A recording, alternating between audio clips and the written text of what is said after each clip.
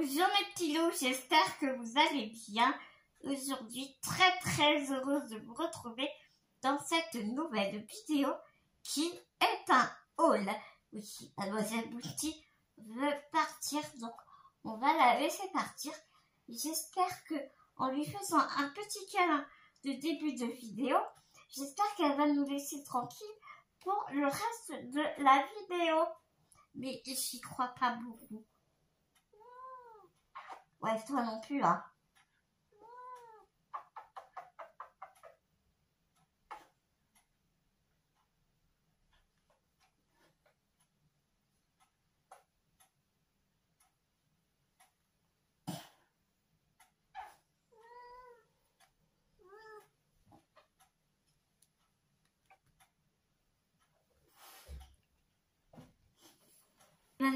Beaucoup n'a pas encore commencé, que je te dis pas. C'est sportif. Je me suis fait un petit café, donc je me suis fait une petite tache. Pile quand je me mets devant la caméra, je vois ça. On y fera abstraction, hein. On y fera abstraction. Ouais. Donc j'ai vraiment pas mal de poches, pas mal de brochets. J'ai fait vraiment des passages à l'occasion. Comme d'habitude, je suis beaucoup dans l'occasion, comme c'était déjà expliqué. Et j'ai pris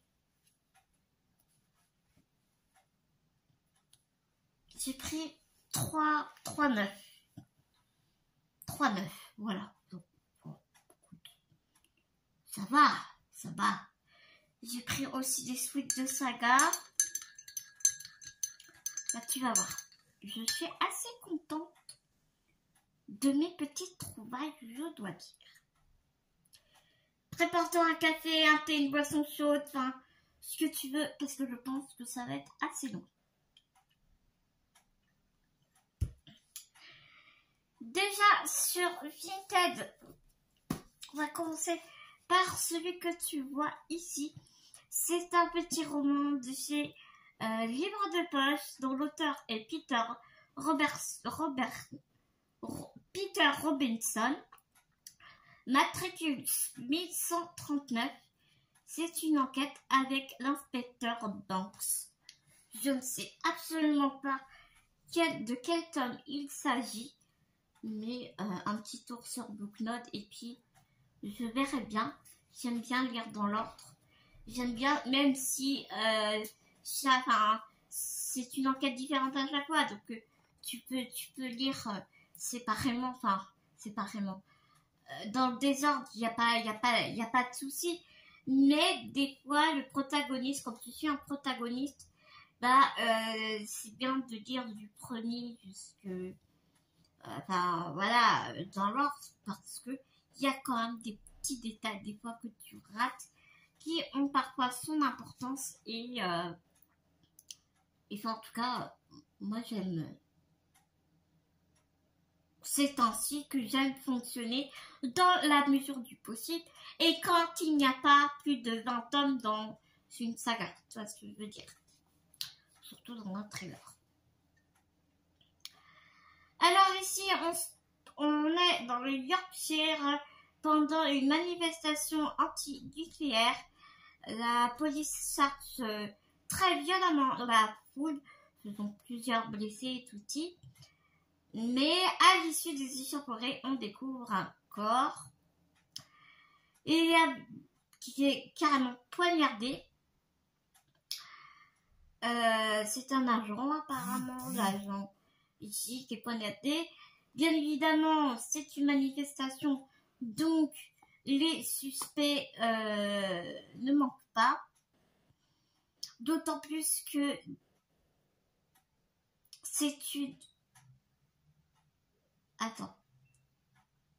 Les suspects ne manquent pas, d'autant plus que la tâche de l'inspecteur Banks s'avère particulièrement délicate, d'autant que des parcs de Londres, un collègue est réputé pour son racisme, youpi, son machisme et sa brutalité. Ouais, on adore. Dirty Dick Burgess va obliger Banks à suivre une voie qui pourrait bien lui coûter sa carrière, ou pire encore.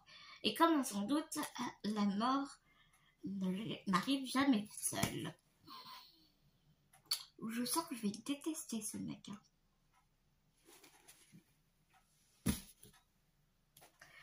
Ensuite, j'ai pris plusieurs. Non, là, j'en ai pris qu'un. C'était dans un autre hall où j'ai pris plusieurs. Ken Follett, c'est une autrice que j'aime vraiment beaucoup. Je l'écoute beaucoup en lecture audio parce que avec Audible parce que souvent ce sont des pavasses. Ken Follett nous fait des pavasses et que souvent c'est écrit très petit, donc j'aime bien broder tout en écoutant voilà mon livre audio, tout simplement. Donc ici, c'est un thriller, La marque de Winfield, l'auteur de l'inoubliable fresque des piliers de la Terre nous emmène au cœur de l'Angleterre victorienne. Et ça se passe en 1866. Plusieurs élèves du collège Winterfield sont témoins d'un accident au cours duquel l'un d'eux trouve la mort. Ce drame va marquer à jamais le destin d'Edward, riche héritier d'une grande banque de Hugh, son cousin pauvre et réprouvé, et de Mikey Miranda, fils d'un milliardaire sud-américain. Autour d'eux, des dizaines d'autres figures évoluent dans cette société où les affaires de pouvoir et d'argent et de débauche de famille se mêlent inextricablement derrière une façade de respectabilité. Je sens aussi que il y a des personnages, je vais les détester, je sens. Tu sais, ces sociétés où l'étiquette est tellement importante, tu vois ce que je veux dire? Mais bon, forcément, 1866, il faut bien se mettre dans la tête que c'est une autre époque. Oui. Alors celui-ci, je crois que je l'ai trouvé en boîte à livres, je crois. C'est Jonathan Strange et Mr. Morel. Donc le bouquin, il a bien vécu, hein. Il est bien limé ici, il a un peu corné là, un peu ici. Mais il n'est pas cassé. La tranche n'est pas cassée. On adore.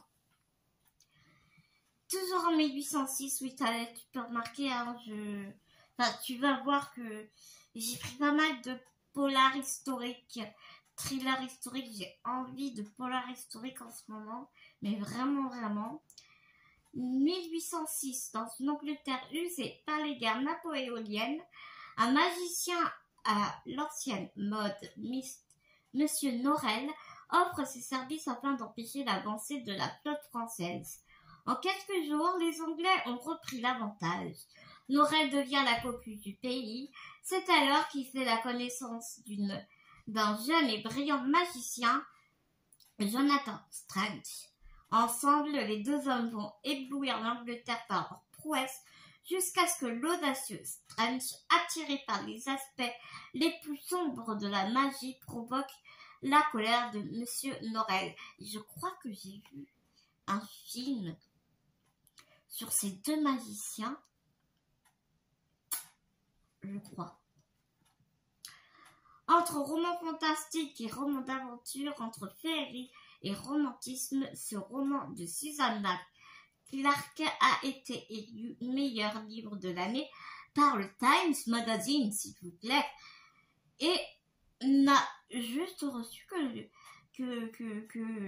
le prix Hugo. Non mais juste, voilà, écoute.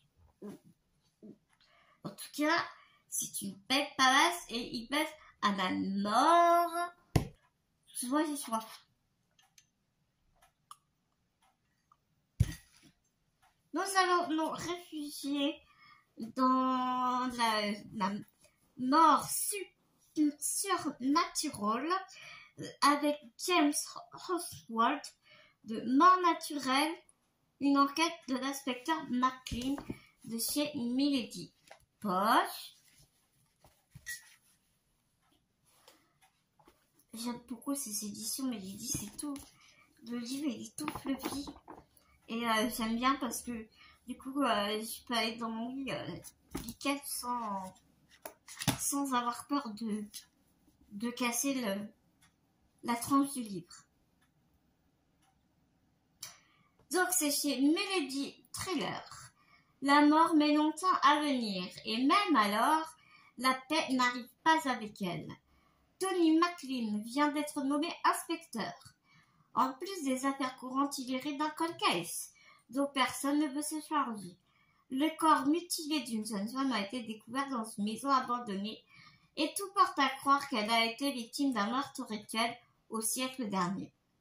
Lorsqu'une série de crimes sanglants s'abat sur la ville, McLean et son équipe ne savent plus où donner de la tête. Pour un peu, ils dormiraient presque à la morgue où le médecin légiste voit les cadavres s'empiler. Alors on dit que c'est un vrai Page Turner et c'est le nouveau Ian Rankin. Et c'est Daily Record qui dit ça. Donc comme à peu près tous les livres, mais je pense qu'on est tous pareils, il me tarde très beaucoup de le lire.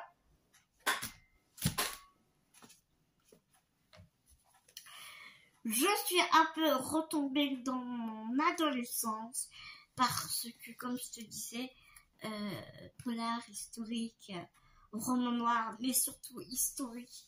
Si je te dis templier, si je te dis évêque, franc-maçon, tout ça, bien évidemment, je parle de Giacometti, Ravel. Alors là, ils sont dans le désordre parce que il y en a 4. C'est la saga du soleil noir. Alors celui-ci, c'est pas le premier.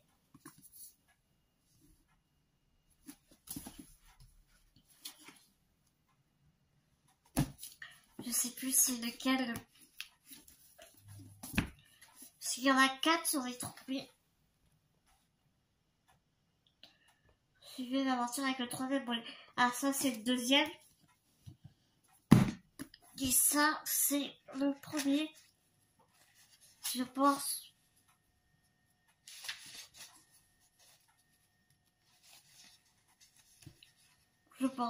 Mais je te mettrai tous les...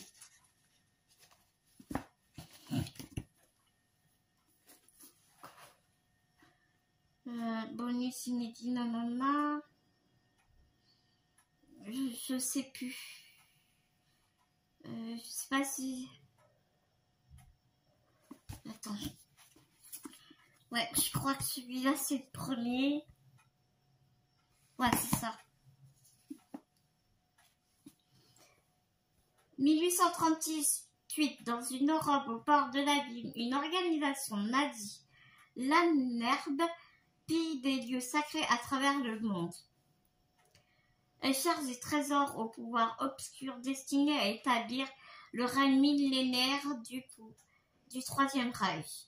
Son maître, Himmler, envoie des SS fouiller dans un sanctuaire libertin dans une vallée oubliée de l'Himalaya. Il se rend lui-même en Espagne, dans un monastère, pour trouver un tableau énigmatique. De quelle puissance ancienne les nazis croient-ils détenir la clé? À Londres, Churchill découvre que la guerre contre l'Allemagne sera aussi celle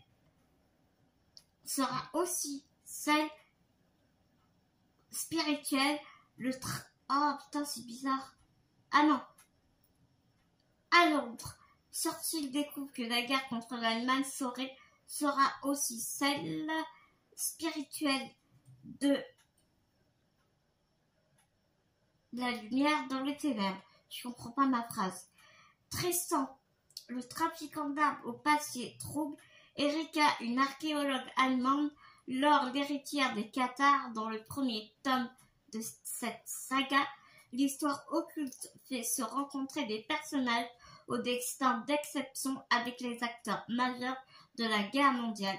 Oui, donc c'est ça. Ici, nous sommes c'est le premier tome. Après le deuxième tome,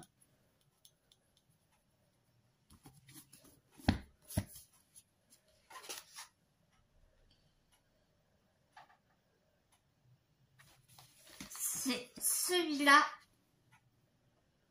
Le troisième tome, c'est celui-là. Et le quatrième tome, il est vert. Et le cinquième tome, c'est celui-ci. Si je me trompe pas. Si je me trompe pas. Je crois que c'est ça. Parce que là, ils mettent 4 étoiles, donc du coup, j'ai un peu de mal à comprendre. C'est quatrième tome. Premier chapitre du 5e volet de la saga 669. D'accord. Ok. Ben, je comprends pas. Je comprends pas parce que moi, je sais que dans ceux-là, il y a 1, 2, il y a 4 tomes. Et celui-ci, Bonjour Bounty, ça nous dit que c'est Résurrection de la saga noire. On va.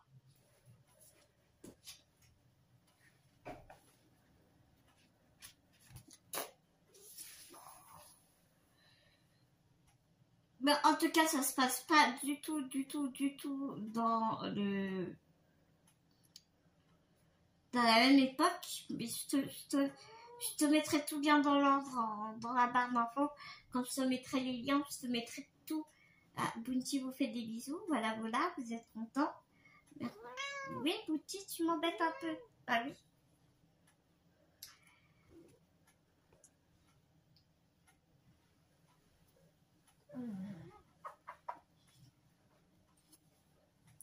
Je vous mettrai tout bien dans l'ordre. Donc cela, je les ai pris chez Momox. Donc le livre, il est tout neuf, hein, maintenant. Vraiment tout neuf. Donc là, on est vraiment dans toute autre temporalité. On est en 1291 sur la Terre Sainte. Un groupe de Templiers chargé d'une mission secrète est massacré au milieu du désert. Un seul chevalier en réchappe miraculeusement. 1943, le ténébreux château allemand au couloir trouble du Vatican, Tristan Marcas s'engage malgré lui dans une nouvelle quête à la recherche d'un mystère qui le conduira jusqu'aux portes de l'enfer. Un thriller vertigineux qui explore les arcanes oubliées de l'histoire. On nous dit qu'il y a de l'action à gogo, des rebondissements à foison et des coups de pied occultes de Stalingrad à Berlin en passant par Rome avec un tel cocktail. Eric Giacometti et Jacques Raven n'ont rien à envier au cadre du thriller anglo-saxon. Et j'adorais ces auteurs quand j'étais plus jeune et j'avais tellement envie de me replonger avec eux, changer d'univers, changer d'époque et en quitter avec eux.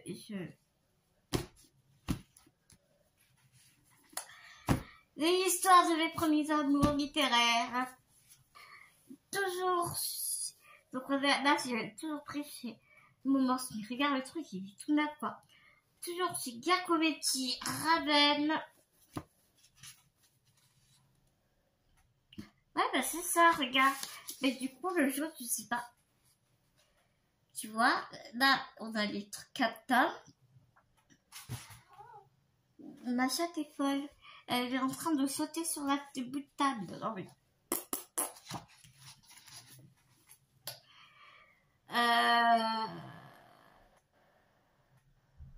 Voilà. Alors que le jaune, du coup, bah, je sais pas ce que c'est en fait.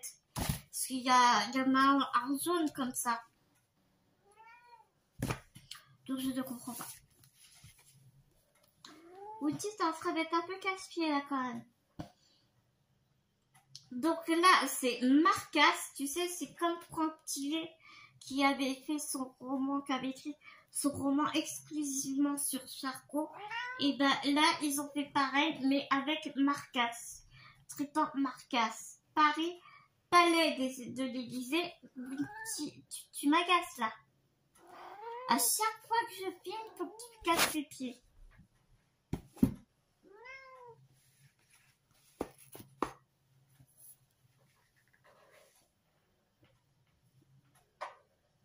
Tu fais des bisous?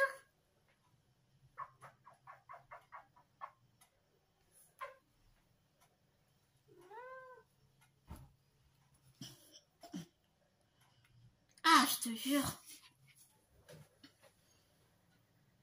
Paris, palais de l'Élysée, la cérémonie de passation des pouvoirs est en train de se terminer quand on révèle au nouveau chef de l'État l'existence du 5e rituel, un secret qui ne se transmet qu'entre présidents d'un mystère que nul n'a jamais percé. 5 ans plus tard, alors que de nouvelles élections approchent,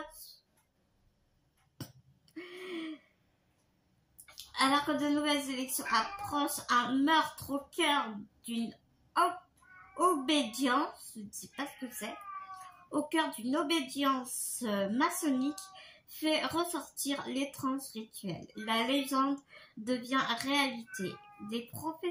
Des profondeurs hantées de Moscou jusqu'à un château maudit, ce que la nuit des temps n'a pu effacer, s'apprête à ressurgir. Et cette fois, Antoine Marcasse va devoir affronter son destin. Ah ouais.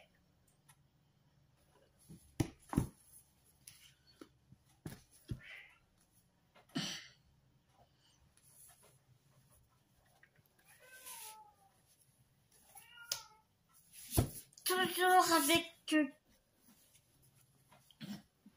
Giacometti, et Raven.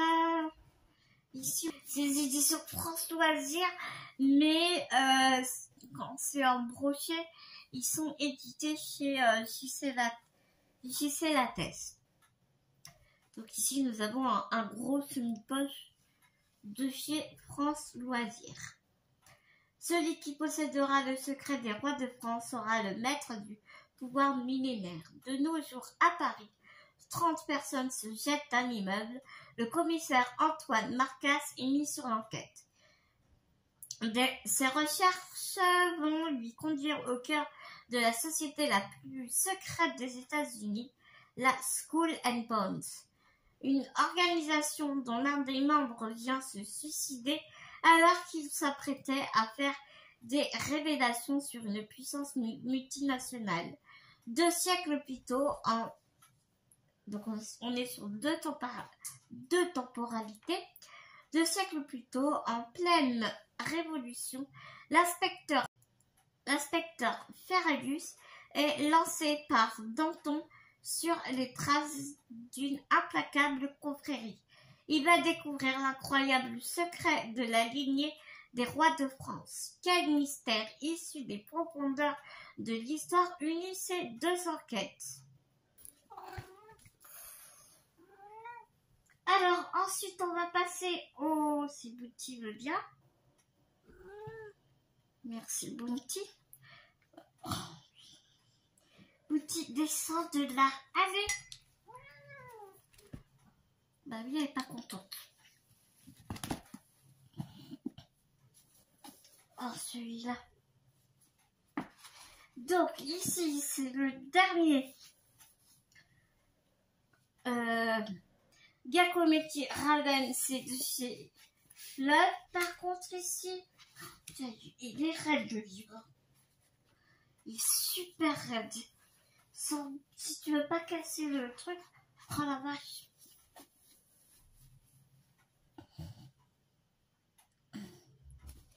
Et donc, le titre, c'est Apocalypse. Depuis 2000 ans, le monde toujours prompt à s'embraser n'a jamais été aussi près de sa fin. Le signe tant attendu est arrivé sous la forme d'une dangereuse image réapparue. C'est le commissaire franc-maçon Antoine Marcasse qui a retrouvé cette ébauche du tableau des bergers d'Arcadie. Un destin maudit, dont le décryptage par un initié pourrait conduire à la fin des temps. Manipulé par ses propres frères, poursuivi par des fondamentalistes prêts à tout pour provoquer l'apocalypse, Marcasse devra s'engager dans une lutte manichéenne et ancestrale. De Jérusalem dans le temple de Salomon où tout a commencé jusqu'à Rennes-le-Château où tout doit s'arrêter.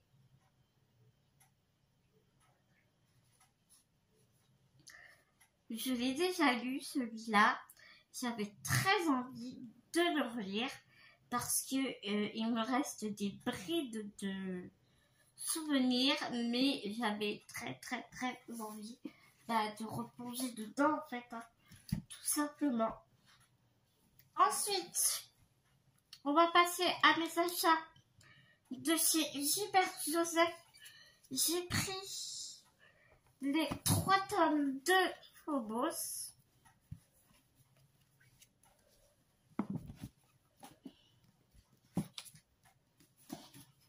Non, c'est 4 tomes, mais il me manque le 2 en fait, c'est ça.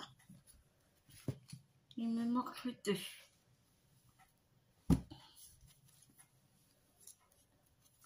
Donc ici nous avons le premier tome.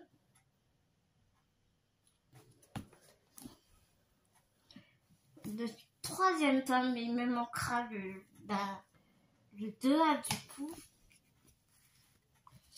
Et le 4 tome, parce que j'avais très envie de continuer à lire Victor Dixon.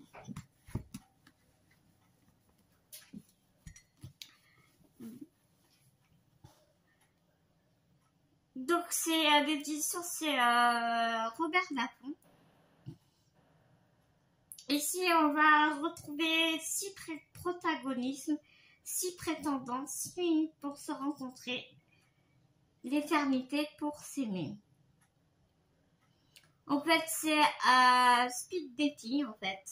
Tous les jours il y a des speed dating, 6 filles, 6 garçons, sauf qu'il y a des dates pendant 6 minutes et ils doivent apprendre à se connaître et s'aimer et ça se passe dans l'espace. Voilà. Ce sont les prétendants du programme Genesis, l'émission speed dating la plus folle de l'histoire destinée à créer la première colonie humaine sur Mars. Voilà. Donc ici on a les 3. Donc le tome 1, 3, 4 et il me manquera le 2. Sans transition aucune, j'ai pris les détectives du Yorkshire du tome 1. J'avais vraiment très envie de découvrir. J'en ai entendu énormément parler. Encore ces étiquettes sur la 4e de cours. Le premier tome, je ne sais plus, je crois qu'il y a 7 ou 8 tomes, je ne me rappelle plus. Dans le premier tome s'appelle La mort est aveugle. Quand Samson O'Brien débarque sur sa moto rouge à Buncliffe dans le Yorkshire pour y ouvrir une agence de détective privé, la plupart des habitants voient son arrivée d'un très mauvais œil. Ça va, ça dérange pas la queue de Bouti. Allez, arrête Bouti.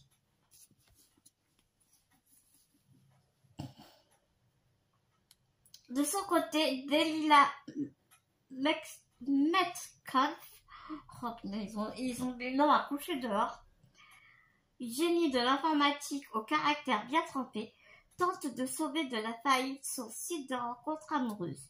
Pour cela, elle décide de louer le rez-de-chaussée de ses locaux. Quelle n'est pas sa surprise quand son nouveau locataire se révèle être Samson et qu'elle découvre que son entreprise porte les mêmes initiales que la sienne. les choses prennent un tour inattendu lorsque Samson met au jour une série de morts suspectes dont la piste le mène tout droit à l'agence de rencontre de Delilah. Voilà. Donc c'est le premier volet de série Sorboretti.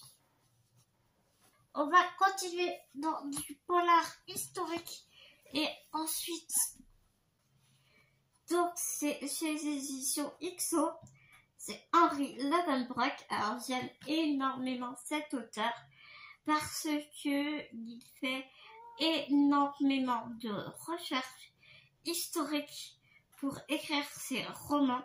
D'ailleurs, tu as à la fin du bouquin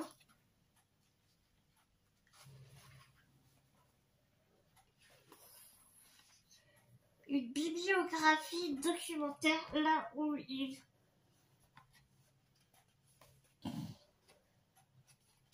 s'est renseigné pour écrire son livre.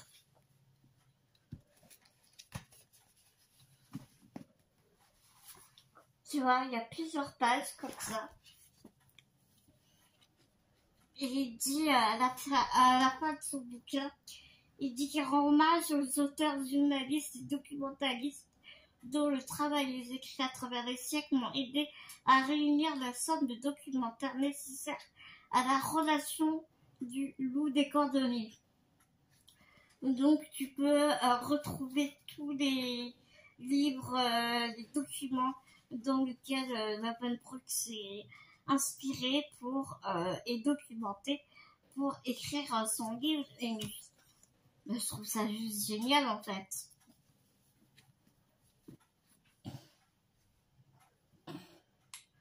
Mais 1789, avant de révolte souffle sur Paris, Gabriel Joly, jeune provincial ambitieux, monte à la capitale où il rêve de devenir le plus grand journaliste de son temps. Un enquêteur déterminé à faire la lumière sur des mystères de cette époque tourmentée. Bunty, tu m'agaces. Son premier défi, démasquer le loup des cordonniers. Cet étrange justicier qui tient un loup en laisse et la nuit commet de sanglants assassinats pour protéger les femmes dans les rues de Paris. Les investigations de Gabriel Joly le conduisent alors sur la route des grands acteurs de la Révolution qui commence. Danton, Desmoulins, Mirabeau, Robespierre, personnages dont on découvre l'ambition, le caractère, les plans secrets. Alors que le 14 juillet, un homme s'échappe discrètement de la Bastille, Gabriel Joly va-t-il découvrir l'identité véritable du loup des cordonniers et mettre à jour l'un des plus grands complots de la Révolution française?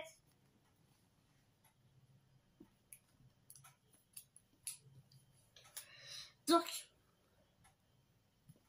il me tarde vraiment de découvrir ce roman. Alors, c'est des 3 tomes.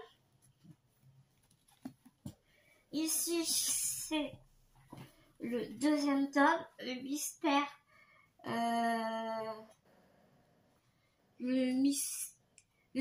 de la main rouge. Et le dernier tome, je ne sais plus comment il s'appelle, mais pareil, je te mettrai tous les liens en barre d'infos. Il n'y a pas de souci. Bien sûr, je vais pas te lire la 4e de couverture, et j'ai pas envie de savoir. Et voilà, parce que j'ai pas envie de me spoiler. Mais voilà. Mais si toi tu as envie de savoir, je te mets tous les liens en barre d'infos. Il n'y a pas de souci.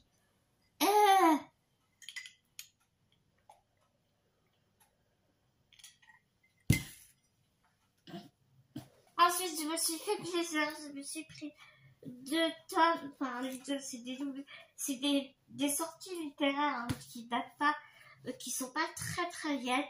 C'est Le Royaume des Immortels, La Princesse sans visage, des éditions Slalom, regarde-moi cette couverture avec du cernis, du cernis, oui bien sûr, du vernis sélectif. Ici c'est le tome 1 et ici c'est le tome 2. Alors ce qui m'éclate, c'est, je sais pas si tu vas voir, regarde les yeux, il y a du vernis sélectif dans les yeux. Alors là tu vois un petit peu. Alors c'est trop drôle parce que quand tu bouges le lit, t'as les yeux qui s'illuminent. Enfin, j'adore l'effet. J'aime vraiment beaucoup l'effet. Et le résumé m'intéressait grandement. Sinon je l'aurais pas acheté, n'est-ce pas? Donc voilà. Ici, on va retrouver dans une plongée de fantastique au royaume des fées. Dans le royaume immobile, l'existence est contrôlée par 4 monarques. Sans eux, la réalité serait réduite à un flot d'énergie magique et chaotique. Or, le trône d'automne, vacant depuis trop longtemps, menace cet équilibre. Il faut lancer un nouveau sacre. 7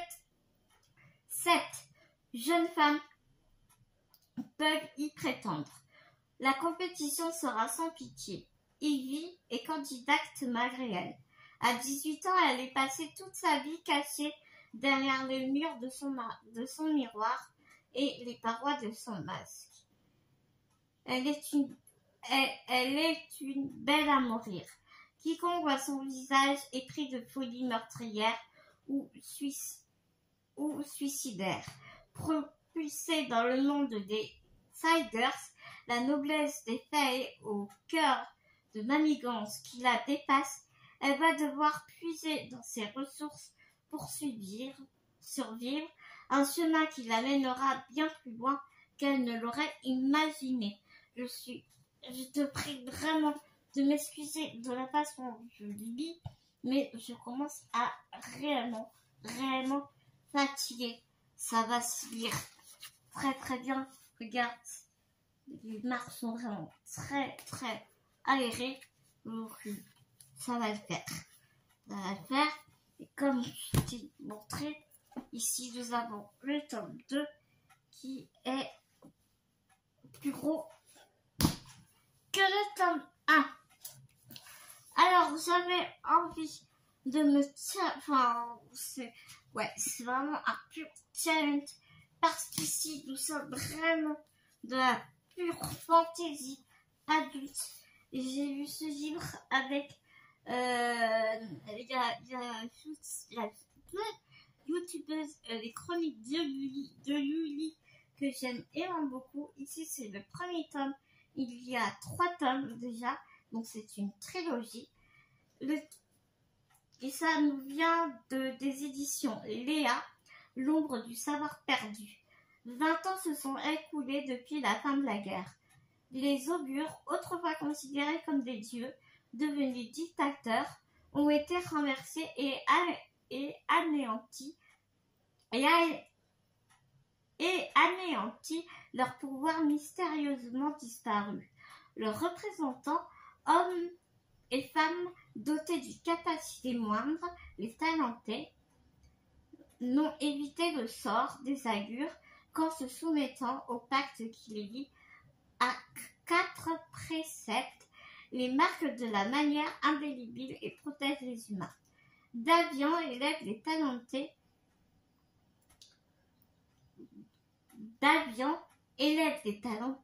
En subit la conséquence. Méprisé au-delà des murs de l'école, il est condamné à apprendre à contrôler son don. Mais Davian craint les terribles conséquences d'un échec aux redoutées épreuves. Il ne parvient pas à maîtriser les sens nécessaires à l'examen. Fuyant l'école et les épreuves en compagnie de son mystérieux ami Weir, Davian va se découvrir des pouvoirs oubliés et déclencher une série d'événements qui vont bouleverser les terres d'Andara et au-delà. Au nord, un ancien ennemi que l'on croyait vaincu se réveille. Et à l'ouest, un jeune homme dont le destin est lié à celui de Davian reprend connaissance dans la forêt couverte de sang et sans aucun souvenir. Donc c'est aussi un livre que j'ai trouvé chez J.P.R. Joseph, mais je vais remettre du scotch. Et tu vois là, je suis dégoûtée, il était déchiré, donc vraiment que je fasse attention. Et il faut vraiment que je mette un bout de scotch pour éviter qu'il ne s'abîme encore plus.